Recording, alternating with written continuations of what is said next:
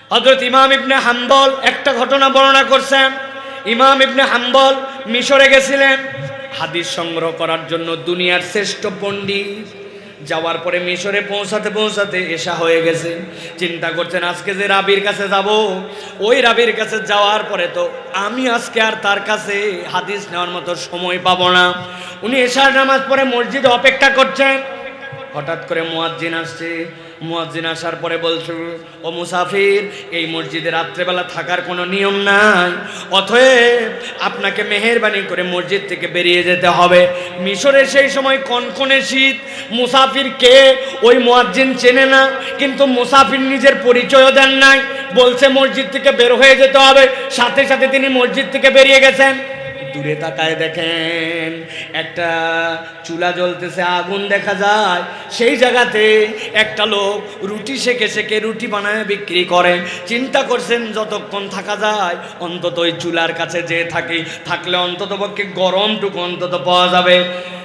আহমদ ইবনে হাম্বল চলে গেছেন ওই দোকানে। যাওয়ার পরে চুপচাপ বসে আছেন। যাওয়ার পরে দেখেন একটা তরুণ যুবক, ইয়াং ম্যান, সে ওই দোকানদার, ওই দোকানের মালিক। কিন্তু দোকানদারটা এক্সেপশনাল। সে নিজেই রুটি খামির করে, নিজেই বানায়, নিজেই রুটি সেকে, আবার যে চায় তাকে নিজেই সে খেতে দেয়। কিন্তু আশ্চর্য হয়ে তিনি লক্ষ্য করে দেখছেন ওই যুবক যখন খামির করে তখন মুখটা কেমন কেমন করে নড়ায়, আবার যখন ওইটা দিয়ে রুটি বানায় মুখটা কেমন কেমন করে নড়ায়, রুটিটা যখন সেকে কেমন কেমন করে নড়ায়। কেউ যদি সার্ভিস চায় দেওয়ার সময় মুখটা তার নড়াচড়া করে।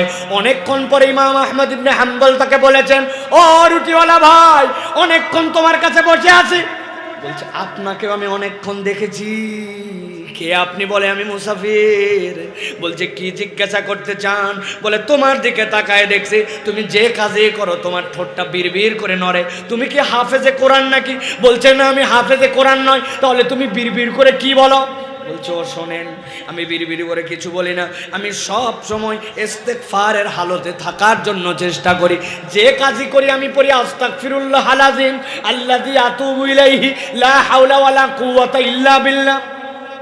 বলে, মাশাআল্লাহ, দারুণ কথা তো, তুমি সবসময় ইস্তেগফার পড়ো? বলে, হ্যাঁ। আর মুসাফির শোনেন, সে আকবরায় বলতেছে, এই ইস্তেগফার যে আমি করি এটাতে আল্লাহ আমাকে কি দেয় জানেন নাকি? বলছে, কি দেয়? বলতেছে, এই ইস্তেগফারের কারণে আল্লাহর কাছে আমি যখন যা চাই এক মুহূর্ত দেরি হয় না। আমার রবের কাছে চাইতে দেরি, আল্লাহ আমাকে সাথে সাথে সেইটা কবুল করে দিয়ে দেয়। সুবহানাল্লাহ। এই কথা যেই না বলছেন, ইমাম আহমদ ইবনে হাম্বল চুপ করে আছেন। এটার সত্য মিথ্যা কেমনে বোঝা যাবে? কিন্তু এই যুবক এবার আকবরায় বলতেছে, মুসাফির, আমি আল্লাহর কাছে যা চাই তাই কবুল হয়, কিন্তু আমার একটা দোয়া আল্লাহ আজ পর্যন্ত কবুল করে নাই। উনি তখন একটু আশ্চর্য হয়েছেন। সব দোয়া কবুল, কিন্তু একটা দোয়া কবুল হয় নাই। সেটা আবার কোন দোয়া?